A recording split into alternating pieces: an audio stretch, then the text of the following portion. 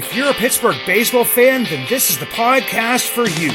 Make your way down, grab a beverage, and get ready to talk Pirates with myself, Craig Toth, and Scott Jackson, two of the biggest fans you'll ever meet. This is Bucs in the Basement. Now I see the changes in this town. They change, they say one thing, but then the next day it's different. They change, but they don't know what they want. All they do is change. Going left, going right, travel day, travel night. That's where we'll go. No excuses, no goodbyes, no one cries, no one lies. We'll never know.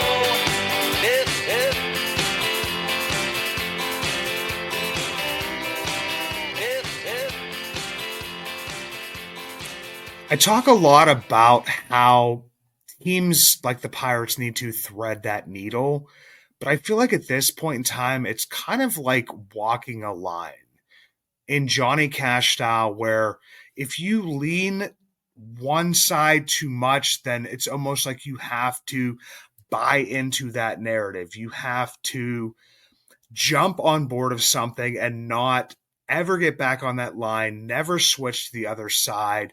Something that, Scott and I have been talking about behind the scenes a lot. These hot takes, different things that's going on. But we weren't planning on recording while the Pirates were playing tonight, but we are. So I will ask you, Scott, how you doing today, brother? I'm good. It doesn't quite feel like summer, but summer's here. Kids are out of school, and Brian Reynolds is starting to heat up.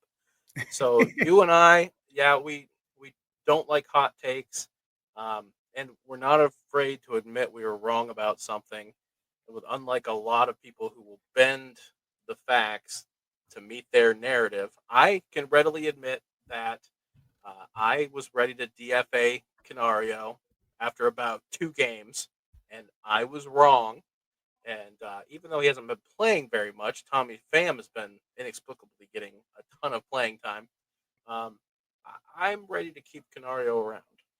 Yeah, and I mean, unfortunately, anybody that's watching the game that is going on tonight as we were recording, we're basically pointing out little things that are going on. Tommy Pham makes a slide, and I'm like, okay, I'm not even going to open up the phone. That's going to be, Twitter fodder or social media fodder. People will not even mention the amazing play that IKF made because you've already decided that he, is not an everyday shortstop. It was something that we kind of talked about during this past offseason, and I basically said I maybe bought into the noise, bought into the news. I do believe that IKF can play a bunch of different positions. He's shown it throughout his career, winning a Gold Glove at third base.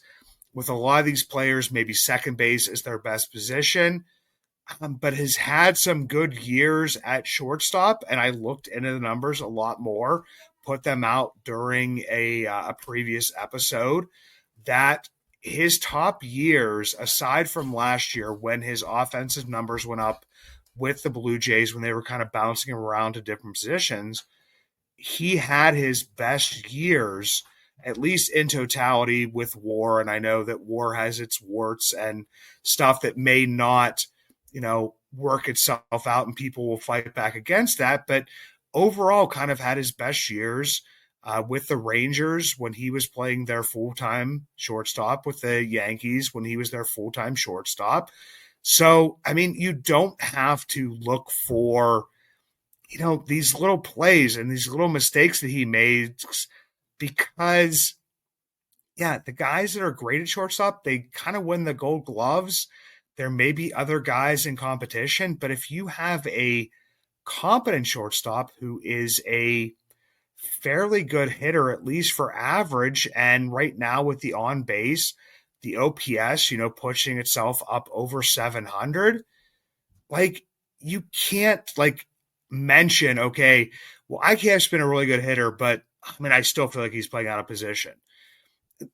You have to let those narratives go. You have to just basically say, we might need to find another shortstop next season. But right now, that doesn't need to be mentioned. IKF's not the problem. IKF's defense at shortstop is not the problem. there's problems elsewhere. So kind of let that go. And maybe, like we've talked about, possibly look into solving the shortstop problem because you don't really have a guy sitting there and waiting, and you're going out in free agency. And Scott, who is going to be at the top of the list or near the top of the list that you could sign? IKF would potentially be one of your best options. So why not give him like a David Freeze style extension? 2 years. Yeah, because I look back to see what the David Freeze extension was. So it was 2 years, $11 million with a club option for the third year, and that was in 2016. IKF is making 6.283 million in the last year of his contract he signed with the Blue Jays. Yeah, sign him for a couple more years. You don't have anybody in AAA really breaking down the door, showing that they can be a competent everyday shortstop. And yeah, if you're going to go out, you're going to have to trade a whole bunch to get a good shortstop that's going to be this RBI producer, this middle of the order guy, because those are the premium positions. You got to try to find and fill those in. Maybe somewhere like we were talking in the offseason. There's more of those guys for in the outfielders that fit that bill and supply and demand versus a shortstop. So fix the defense, have a guy that gets on base. If he had enough at bats to qualify, he'd be like the number 5 or 6 in batting average in the league. So that's not a problem. But at the same time, if you trade him, he's not a power hitter. Yeah, he gets on base, but really, what are you going to get in return for a half-season rental of a guy who's a singles hitter? Essentially, you're not going to get a whole lot. He means more to your team than what you'll get in return. So just lock him up and find your RBI somewhere else. Yeah, because I mean, if when we got him, I mean, we traded Charles McAdoo, who was the flavor of the season or the flavor of the month. I looked at his numbers recently. He has not been doing great. He was a player that was showing some promise, had a decent hit tool, could play third base, could play like an outfield position. But I mean, at that point in time, it's like a year and a little bit of control. When you're trading what is essentially at this point in time would be viewed as like a rental, you're looking at, I mean, Carlos Santana was performing fairly well for us, and you get a, you know, former international signing, lottery ticket, like complex league or Dominican summer league player for that little bit. Yeah, I mean, to me, if he's happy, and we've talked about this before, obviously was not happy when Shelton was still here, was talking about, you know, different stuff that was going on in the clubhouse. Since Donnie's been in there, seems to be a little bit happier. Did have, you know, at least some interaction. I did read something on DK, and I don't know if it was McAfee or Negron. I want to maybe give credit to the person who it was. I can't remember which one it was, so I'll give it to both. But was basically talking about, you know, the difficulty of hitting in PNC Park for the right-handed hitters, which we kind of really knew Mm-hmm. because, I mean, I think we've always talked about, man, it would be nice to have a left-handed slugger in the outfield that could, you know, hit bombs, you know, like Jack Swinsky did a couple years ago. But, you know, yeah, I mean, there's that catch-22 with that. Where do you move the fence in like some other parks have done? I believe that Baltimore had done, you know, for their hitters, but then that negatively affects, you know, your left-handed pitchers like a Bailey Falter, who's obviously not a ground ball guy and gives up, you know, a lot of the fly balls, a lot, you know, some potential home runs. Andrew Heaney, same. It's not like we've had like any of those left-handed pitchers that we brought in for their rejuvenations, their renaissance, that, you know, were these guys that were these ground ball pitchers. Like it's because it plays to PNC Park. And I think you mentioned before the show that, you know, IKF's not really a slug guy to begin with. And yeah, that I think McCutcheon the other night really thought he got all of that one and got enough to get it over the wall there, but he knows that wall pretty well. But yeah, I mean, there's a lot of times where you'll see those balls hit out there into left field that will be saved and saved by the pitchers that would be home runs. And I think McCutcheon's was in the article was in 24 parks, that's a home run, but in PNC Park, that's saved. Yeah. As we're watching the game and we're seeing the exact scenario you were just talking about, where if the Astros were playing in their home ballpark, that's way gone. But Tommy Pham catches it against the wall on the warning track. So and I think that when you were looking at this, the math for whether you should retain IKF, if he's willing to, these are people that have feelings and preferences and have to make their own decisions. But if you are looking at what does he mean for us and what does he mean if we trade him at the trade deadline, the buyers are looking for players that will make a splash, that will provide they'll be difference makers. A Marlon Byrd, like we had in 13, came in, hit home runs, played good enough defense, really made an impact. IKF is a great guy for the marathon of the season. He's going to he's going to get on base. He's going to steal some bases. He's going to play solid defense. He's not flashy, but he is solid. And that just means more to a team over the course of the year to maximize the value that way versus, somebody going out and getting him and having to have him and being able to give up something that they don't want to part with in order to have that. Yeah, and I think a piece of that even goes into like how we as Pirates fans value our own players. Because, I mean, if you look back a year ago, when IKF was traded for, it was like, well, the Pirates didn't do enough. We needed that splash signing. But now, like, it's almost like it's going to be built up, and I can almost think about it in my head that, it's going to be like, well, IKF's performing well, so we're going to be able to trade that because that's a splash signing for that other team. Well, if it wasn't a splash signing when he was performing well for the Blue Jays, why is it a splash signing when we trade him?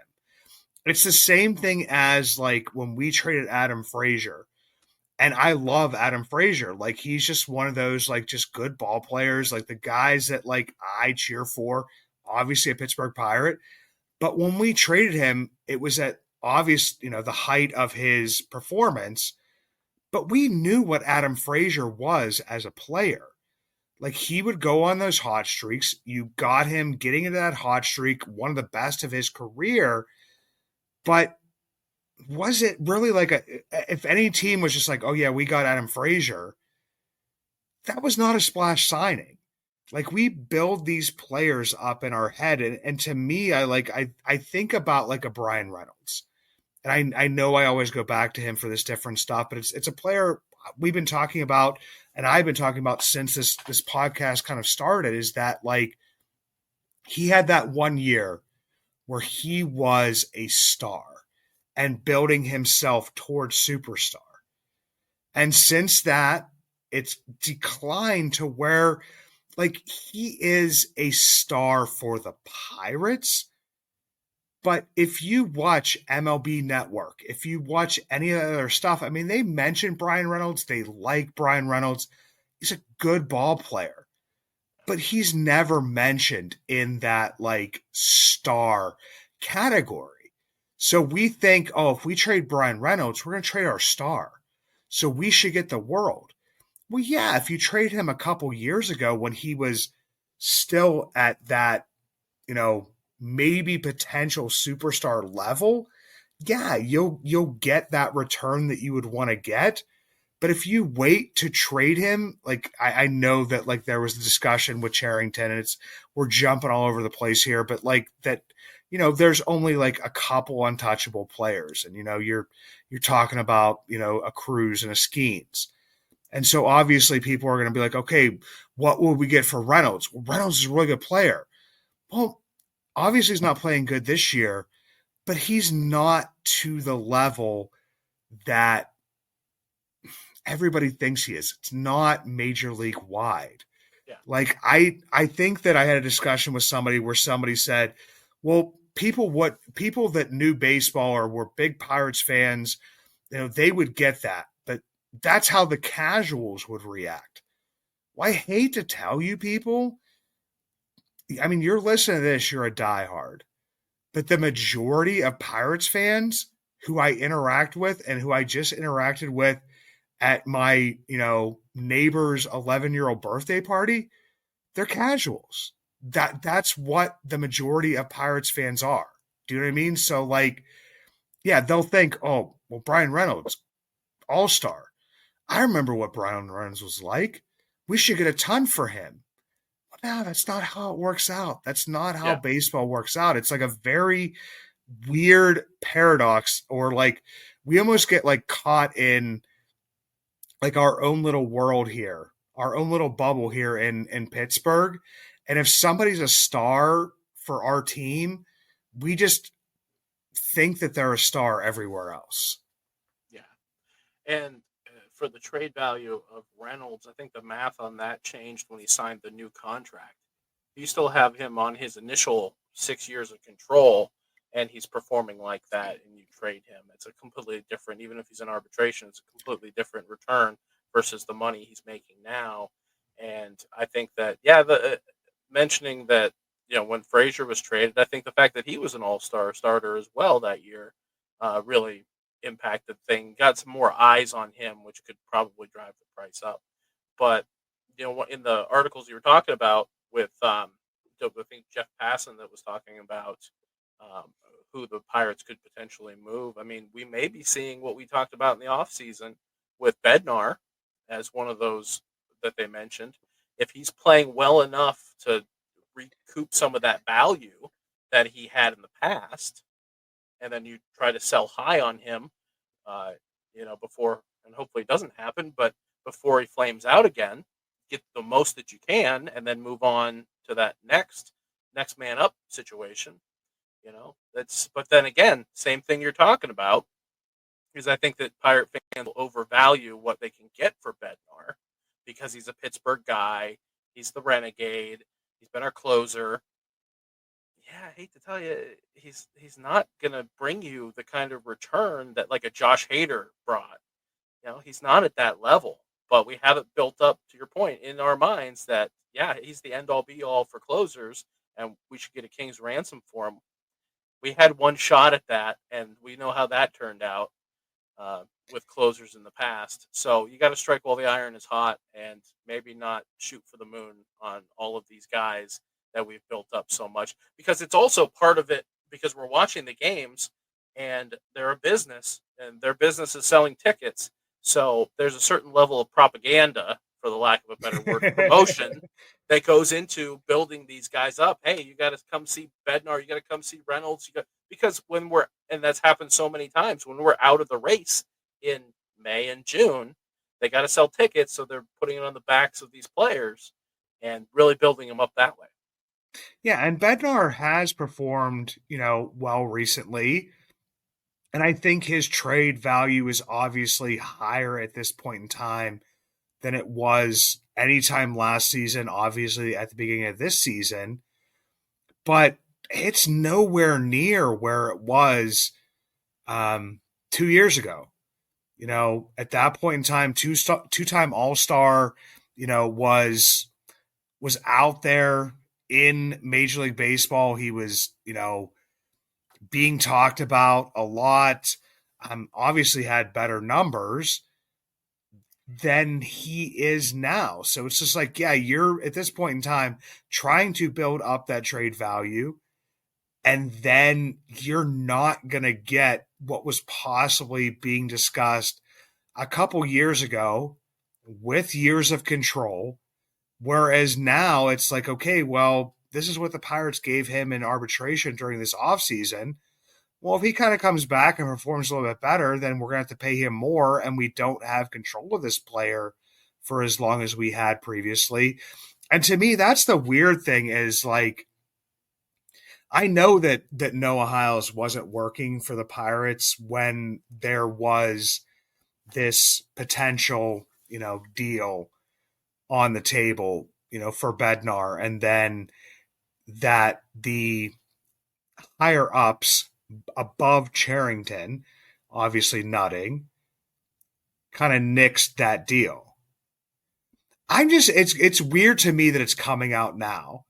And I had it pulled up on my phone last week, and we didn't get a chance to talk about it. Like I could share it out to the world. I have a text message with my brother-in-law when Bednar was struggling last year in April, and I said, "Well, if Nutting wouldn't have nixed a deal at last trade deadline, we might have been able to get something for him." Like that news was already out there. I thought that was almost like common knowledge. And then when Noah, like I said, he wasn't the beat reporter in 2020, 3 when that would have happened. But I mean, it's not like it was new news. So to me, it was weird that was kind of dropped in a little bit of a story, or maybe it was just mentioned to him and he was like, I'm going to, kind of throw it out there. But I mean, man, that was common knowledge. I mean, I was a podcaster and a blogger at that point in time, and it kind of matriculated its way down to me. So number one, like, why didn't anybody who was on the beat at that point in time report it then or during that off season? And then number two, like, yeah, that value is gone. Whether whoever's decision it was, like, that's not going back to what that was, no matter what Bednar does this season. Mhm.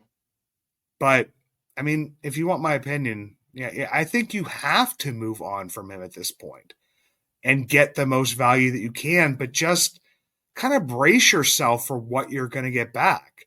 It's not going to be, like you said, the Hader return. It's not going to be the Tanner Scott return. It's not going to be like one of these top guys in the game anymore. It's going to be, I mean, look what Milwaukee got for Devin Williams.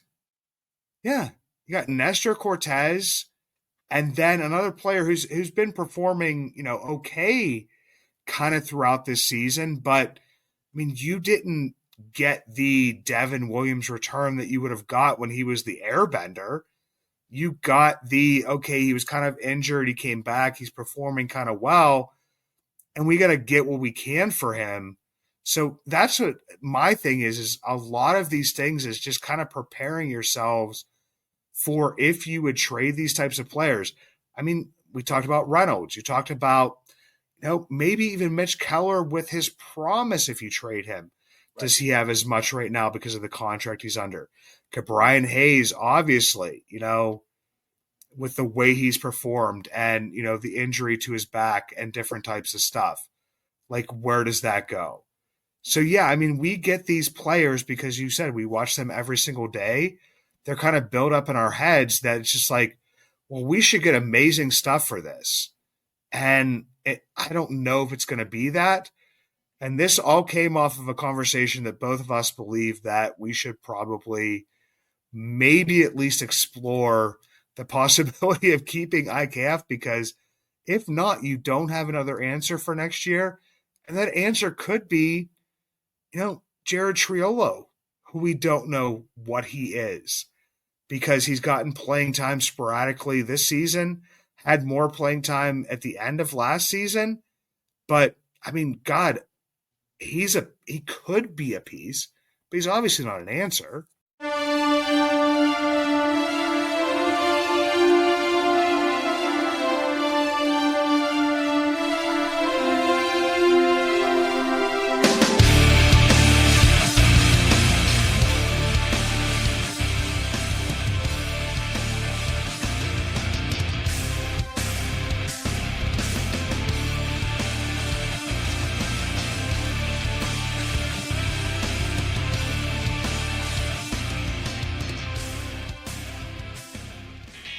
Are you looking for coverage of all 4 major sports leagues? NFL, NBA, MLB, and NHL.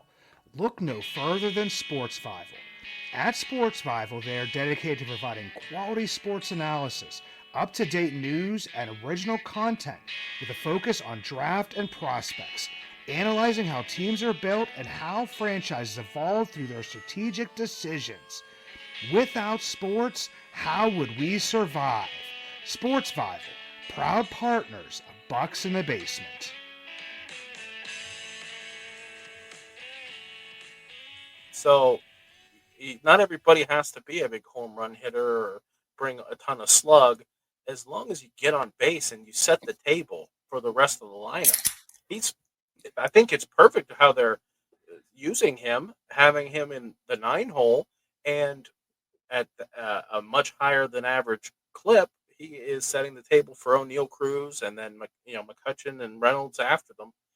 So it makes a lot of sense to deploy him that way, and he's doing a very good job at it. And the ability to replicate that on the kind of money that he's making or would make, it's really something that they should pursue pretty hard, in my opinion. Yeah.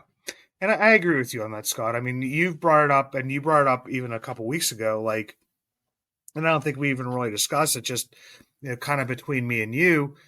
Yeah, I mean, it's kind of weird just because, I mean, he's not ideal. He's not that splash player. And I think that, like, with each of these signings, we're looking for those splash players. And to be competitive, you will need at least one or two of those guys. I mean, you would hope that you have O'Neal Cruz and he would be, kind of one of those splash players. Brian Reynolds has worked himself into one of those hopeful pieces, but he's not the piece anymore.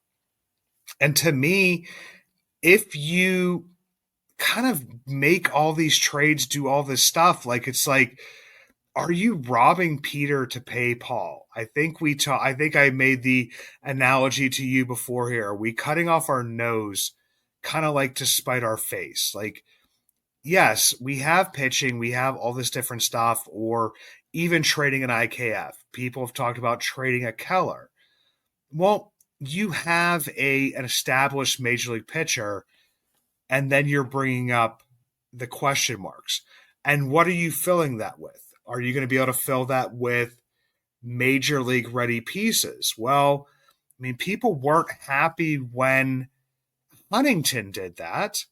I mean, he went out there and got Joe Musgrove. He went out there and got Colin Moran, which for the Pirates, I mean, Colin Moran wasn't a terrible player, wasn't a great player, but was a major league player. So, I mean, that's where it's like, okay, you kind of like I said, go back to, like, walking that line.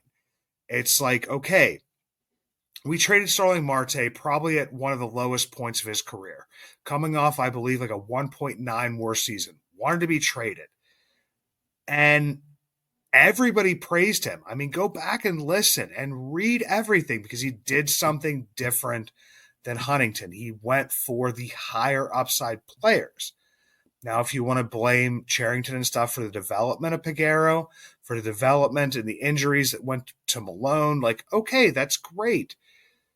Well, he could have traded Marte for a Colin Moran type player or whatever. Do you know what I mean? So, like, that to me, it's like, I don't know if it's apples and oranges or it's just like you're trying to, like I said, make the argument 10 years later, 5 years later for, what happened and saying, oh, well, that didn't work out. So that was just a terrible trade. Well, it's like, no, he thought it was a good trade at the time because he did something completely different. Like, are you going to toe that line of, just bringing back major league talent and trying to fill those positions?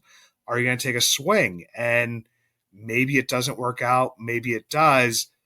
But I mean, I don't think we have the talent at this point in time. Just like I don't think we had the talent back then, like, to fill all these holes that you could create with the trades and with the players going out. Like we talked about it, IKF.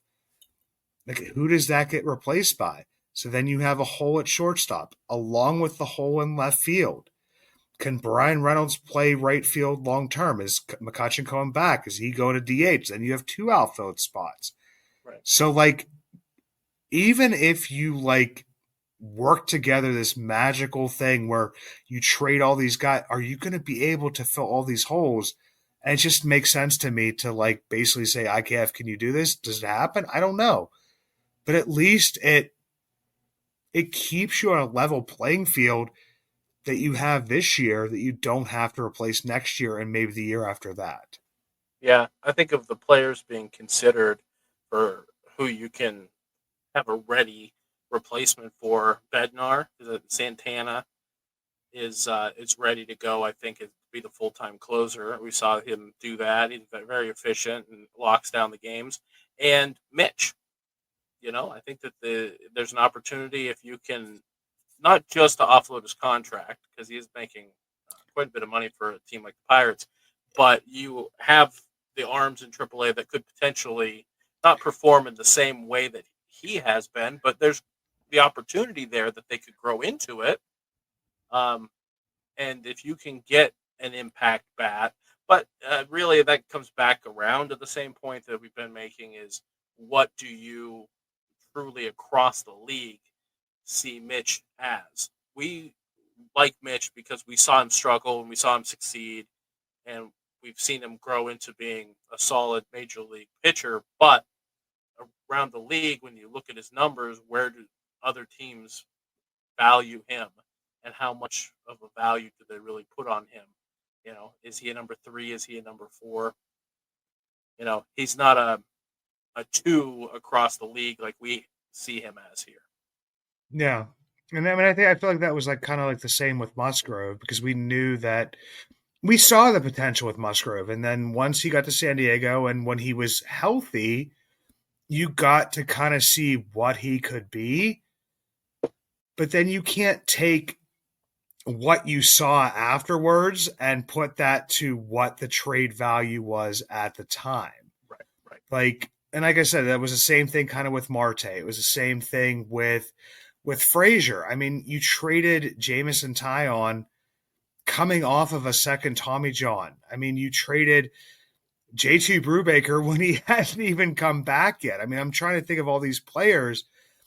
We talked so, as Pirates fans, talked so much crap on Josh Bell and his inability to play first base and how he was a streaky DH and thought we should have gotten back like a Juan Soto return for him. Like, not to that degree. Like, I feel like it's a little bit crazy, but like that these players had so much more value.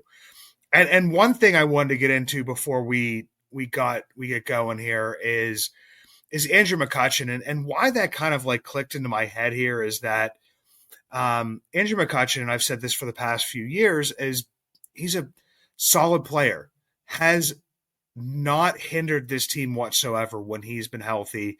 He got injured a couple years ago, didn't get to finish out the season, but it clicked into my head is like, okay, he's like the third best hitter on this team. That's not his fault. That's the fault of not having better players. But Andrew McCutcheon has kind of assumed a little bit of a I don't know if it's leadership role or just more of a emotional face of the team. If anybody watched the John Boy breakdown, it made me laugh hysterically. Not so much for John Boy because everybody knows my feeling. Everybody knows what I feel about him, but just watching Andrew McCutcheon stand there, like he's become a little bit more vocal in his old age, maybe in his wisdom, than he had been previously. Yeah, hearing from players that were a part of that playoff run, 13-15, saying that McCutcheon was very much a lead by example kind of guy, and that there were other more vocal leaders in the clubhouse. It's nice to see him take a more active role, a more vocal role in the team now, and he's still leading by example because, like you said, he is one of the better hitters on the team. But like I said in the offseason, the best thing that could happen to this team is some players, hopefully plural, stepping up and making McCutcheon obsolete at this point because uh, it's it's tough to rely on someone who's 38 years old to be a backbone of your offense. Yeah. And with that, it's like, I mean, yeah, I mean, his numbers look good compared to, other DHs. I've seen those numbers out there. They look good on the Pirates, but if you have him like, creeping up over the 700 OPS, maybe towards 750, like, yeah, that's not a bad thing. But if you don't have three, four, maybe God, knock on wood, five players that have OPSs higher than him, many of them over 800, like it's not going to be a good thing. So like people will say, well, like, put some respect on Kutch's name. There's a ton of respect coming here. Like there's a ton of respect towards him for what he's doing, and he definitely deserves to be playing in the Pirates lineup. Like that is not against him whatsoever. It's more of just that, yeah, I mean, there's got to be better players on this team and they have to be found someplace. We're one of the first ones to go in on Brian Reynolds, this year. People waited and we're like, okay, it's going to, like, yeah, I mean, he has to be better at the beginning of the season. Like, we can't wait for one of these, even if he's a piece and not the piece anymore, he can't be a piece that starts showing up in the last week of May. Like, it just can't happen. Yeah. So, I mean, to me, like, I feel like that people are kind of like reaching to a degree to like say, okay, how can we fill these holes quickly? Because we were kind of promised this rebuild was going to be successful. Well, nobody was promised that. We kind of just thought that. I mean, I thought that myself. There was hope that when this type of thing happens, so it's just like, okay, let's scramble and kind of fix this and do whatever. Well, it's really not that easy, and I don't know if you can trade pieces to fill holes without creating holes in other places, if that makes sense. I feel like I've been rambling a lot this episode. That's not a bad thing because I'm also paying attention to the game where Mitch Keller was giving up soft hits after soft hit that just kept on finding little holes. So that was kind of in my head. But yeah, I mean, I don't know where this team goes from here. I know obviously it doesn't mean trading Paul Skeens at this point in time. If the national media could stop talking about that, that would be amazing. I've tried to go back and look at articles of, the national media asking for Mike Trout to be traded, but I couldn't find those anywhere. So I'm going to look to see if there's an actual other example of that happening. But yeah, I mean, I don't know what needs to be done. I mean, if I was, I would be an MLB GM, but I mean, I just don't think it can be fixed as quickly by trying to trade to fill these pieces. I think that you need to find out and identify the good players that you have. And like we said, try to keep them around, and the ones that should be a part of this to try to get them going.